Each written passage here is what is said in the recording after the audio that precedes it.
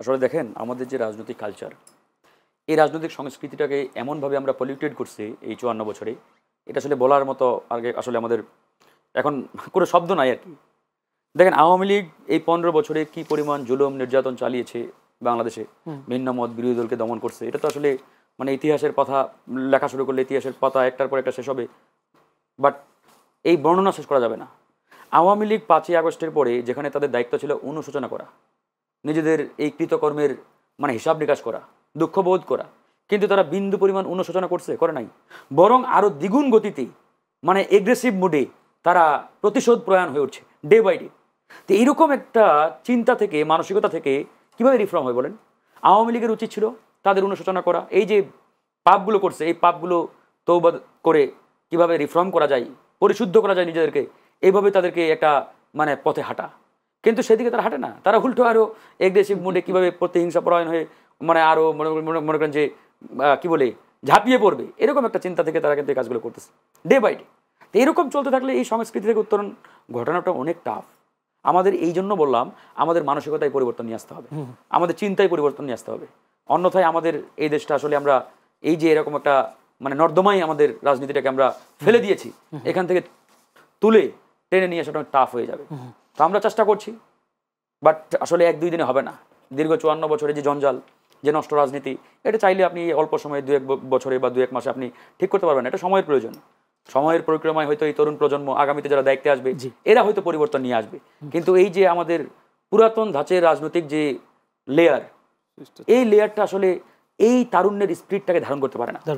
আজকে একটা প্রশ্ন করি যে বিএনপি সিনিয়র যুগ্ম মহাসচিব রুহুল কবির রিজভী বলেছেন আওয়ামী লীগের দুর্নীতি ও অপকর্মের বিচার হলে এবং অন্তর্বর্তী সরকার দক্ষতা দেখালে নিউ ইয়র্কে ফ্যাসিবাদের দোসররা এমন কর্মকাণ্ডের সাহস পেত না। নিউ ইয়র্কে কেন? বাংলাদেশেও তো ঝটিকা মিছিল করছে, তাহলে আওয়ামী লীগের আশ্রয় প্রশ্রয় কারা দিচ্ছে? রাজনীতিবিদরাই তো নাকি? রাজনীতিবিদদেরও দায় আছে, তবে বেশি দায়টা সরকারের। যেমন আমি গত কয়েকদিন আগে স্বরাষ্ট্র উপদেষ্টাকে একটা অনুষ্ঠানে দেখা হলো, বললাম যে আপনি অর্ডার দেন না কেন যে থানায় আওয়ামী লীগ মিছিল বের করবে ওই থানার ওসিকে স্ট্যান্ড আপনি রিলিজ করে একবারে খাগড়াছড়ি পাঠিয়ে দিবেন, বহিষ্কার তো আর করতে পারবেন না, নাহলে বান্দরবান পাঠিয়ে দিবেন, খালি অর্ডারটা দেন। আপনি ক্লোজ করেছেন? নাই নাই তো নিশ্চয়ই, হ্যাঁ তো 2 দিন আগে করেছেন, আমি দেখি নাই তো। যাই হোক, বললাম যে যে জেলায় মিছিল বের হবে আওয়ামী লীগের ওই জেলার এসপিকে একবারে রিলিজ করে পাঠিয়ে দিবেন আপনার রাঙ্গামাটি, দেখবেন 2-4টা অ্যাকশন নেন, তারপর ওরা নিজেরাই ঠিক হবে। আমি নিশ্চিত, আমি চ্যালেঞ্জ দিয়ে আপনাকে বলছি, যেখানে যেখানে মিছিল বেরোচ্ছে প্রত্যেকটা মিছিল ওই এলাকার পুলিশ এবং প্রশাসনের সাথে যোগাযোগ করে যোগ সাজস করে বের করছে, নাহলে এই দুঃসাহস তারা দেখাতে পারবে না। একবার নিশ্চিত থাকেন।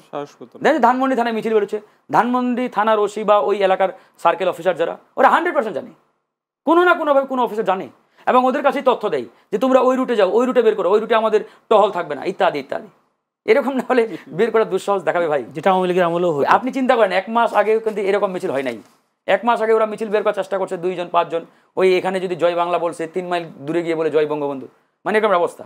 এখন দেখেন তাদের মিছিলের সংখ্যাটা কিন্তু কয়েক গুণ বেড়ে গেছে। তার মানে এই যে পুলিশ প্রশাসন এই সবগুলো বাহিনী যে এখন আওয়ামী ফ্যাসিবাদের দোসরদের দখলে, তারা যে বহাল তবিয়তে, তার আলামত হচ্ছে এগুলো। তাহলে এটা সরকারের ব্যর্থতা। আর রাজনৈতিক দলগুলোকে দায়টা আমি এই জন্য বেশি দিতে চাই না, রাজনৈতিক দলগুলো যখন এদেরকে পাকড়াও করে তখন সরকার বলে এটা মব করে। দেখেন না কয়েকদিন আগে বিএনপিও করছে, জামাতও করছে, তাদেরকে বলা হয়েছে মব করছে ইত্যাদি ইত্যাদি। মানে এরা করলে মব, তাহলে ভাই আপনি করেন, আপনি তো দায়িত্বে আছেন, আপনি নিজেও করতে পারবেন না, আবার আমাদেরকে করতে গেলে বা আমরা করতে গেলে আমাদেরকে মব বলেন, এই বলেন সেই বলেন, এগুলো তো আসলে মানে কি বলবো আর। আজকে যদি এখানে একটা অঘটন ঘটে এই সরকারের কিচ্ছু হবে না, সরকার প্রধান বলেন অ্যাডভাইজাররা বলেন ওই সুন্দর করে উড়াল দিয়ে আমেরিকা চলে যাবে, বিভিন্ন দেশে চলে যাবে, পিঠের চামড়া যাবে আমাদের যারা বিপ্লবের অংশগ্রহণকারী, যারা এই আন্দোলন সংগ্রাম করে আসছে, রাজনৈতিক দলের নেতা কর্মী, এদেরকে ফাঁসির কাজটা ঝুলানো হবে, ওদের কিচ্ছু হবে না। দায়টা কিন্তু এই জন্য বললাম যে দায়বদ্ধতাটা আমাদের, দায় আমাদের না।